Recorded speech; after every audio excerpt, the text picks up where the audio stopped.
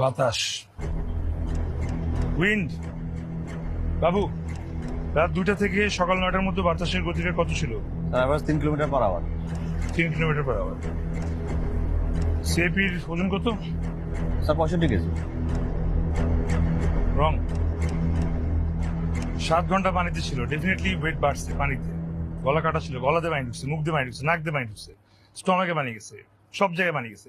Minimum 5 থেকে 7 KG পানি ঢুকছে, মানে 70 to 71 কেজি তো হবে। ফরেনসিক রিপোর্ট তাই বলে স্যার। Please calculate. 71 কেজির একটা মানুষ যদি 7 ঘন্টা 3 কিলোমিটার বেড়ে আসে তাহলে কত হবে? Sir 21 feet. মেজার। স্যার পুলের লেন্থ হচ্ছে স্যার 52 ফিট।